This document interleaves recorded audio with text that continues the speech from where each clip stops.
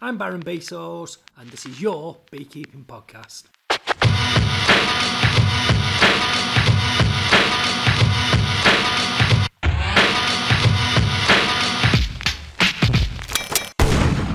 Yeah, baby, buzzing.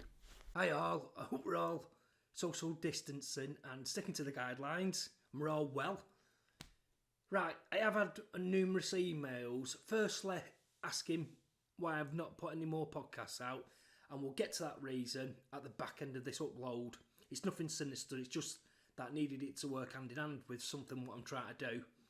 And secondly, what am I doing with my bees now that the coronavirus or COVID-19 has reared its ugly head?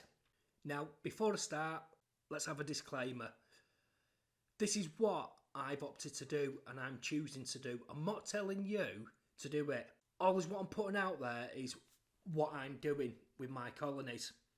It's not the Holy Grail or the gospel of beekeeping, because I know there'll be experienced beekeepers out there already putting a plan for the colonies. This, I suppose, is aimed at new beekeepers, and if they're struggling and they can't get to the partner or the mentor who's helping them keep the bees. We're in strange times, and due to the restricted movement down to coronavirus, COVID-19, as long as your approach is logical and educated, you still can go and tend to your colonies and sort out your bees, because bees are classed as livestock.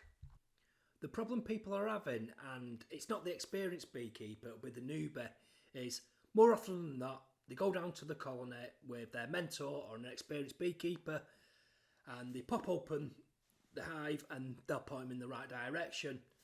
It's an unfortunate fact, especially in the UK, that most experienced beekeepers are 60, 70 plus in that sort of age group, and beekeeping is something what people get into later on in life, which I've never understood. We are on lockdown, and I feel it would be very selfish, inconsiderate and irresponsible if you've got a mentor of that age to phone them up and ask them to go and check out your colonies.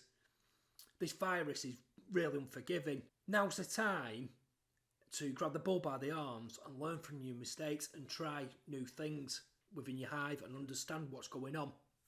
What I'll do is I'll use this podcast to put out a few bits what I'm doing within my colonies. I'm guaranteed to get experienced beekeepers emailing me saying you shouldn't be saying that, you should be saying this.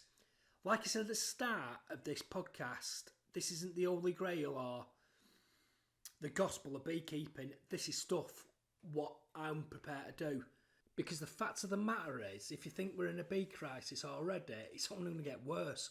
You've got experienced beekeepers of age unable to get to the colonies to do their maintenance and checks.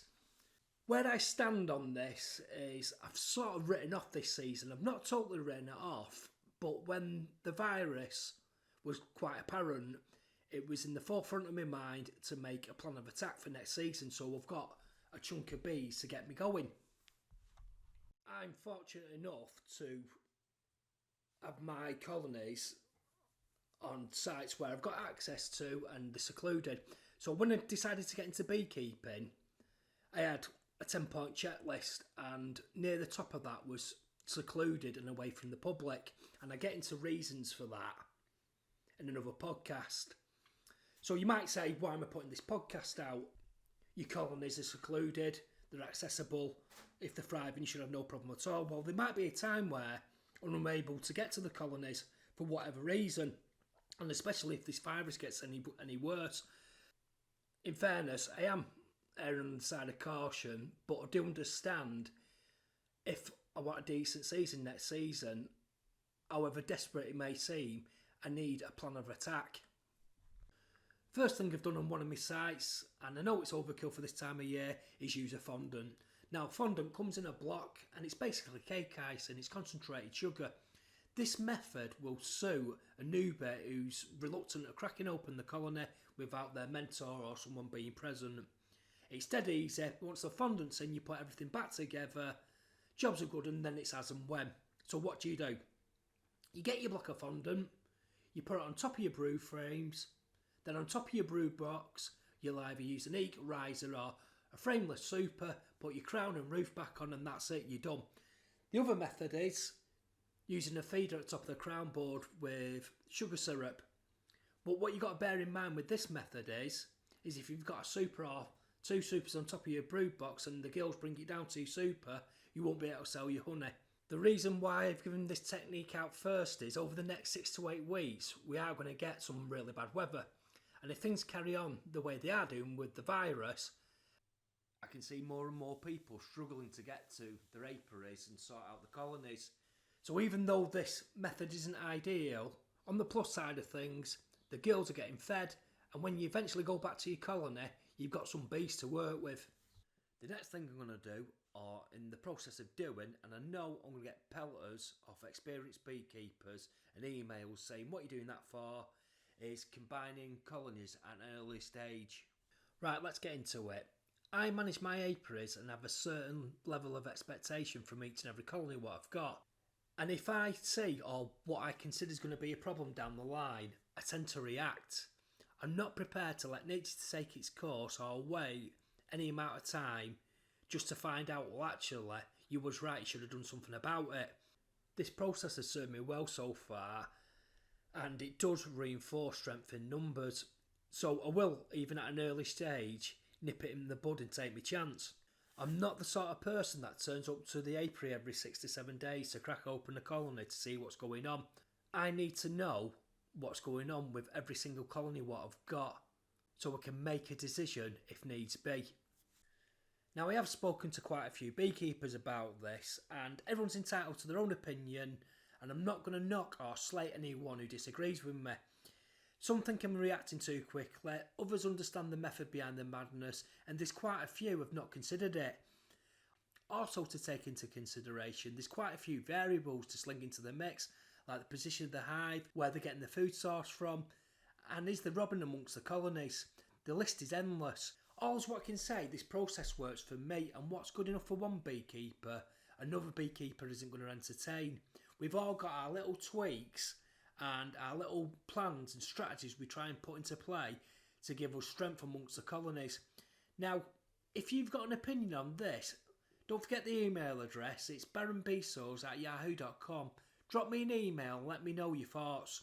Last thing I'm going to do for now is I've got 6 colonies with 6 exceptional queens. I've been really blessed, to be fair. And I was toying around with this idea last week, and because of the coronavirus, I didn't get round to doing it. So my intentions are, I'm going to get these colonies, double up on the brood boxes, bang a super on, and remove the queen excluder and leave them to it. At some point, I am going to go back to the colonies, and I'm going to use at least, say, 2-3 of them for breeder queens and do a bit of grafting. But that's for another podcast at another time. For now, I just want to see him flourish. I did say at the start, I have had quite a lot of emails asking when I'm putting more content out. And I have done a series of podcasts. And it's just unfortunate that the lockdown and the restrictions have come at this point, because the people who agreed to do the podcast have also agreed to do something on YouTube. So we had a visual aid to marry up with the audio, and you could use them both as a reference. Now, I've gone back to the people who have done the podcasts, and a majority are wanting to wait until the visual comes out to marry up with the audio. So, because that's a series, and I don't want to put stuff out of sync out on the podcast, I'd rather put it out in one block so it runs one after the other. That's going to be shelved for now. Saying that though, I have been working in the background, and over the next couple of weeks there will be content out there for you to listen to, and it'll be coming thick and fast, so just watch out for that. Right, I hope you're all sticking to the rules, you're all using social distancing, you're all safe and well.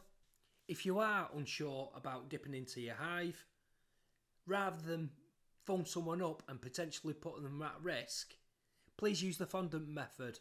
At least this way, you're only going into your hive once, the ladies are going to get fed, and you'll have some bees.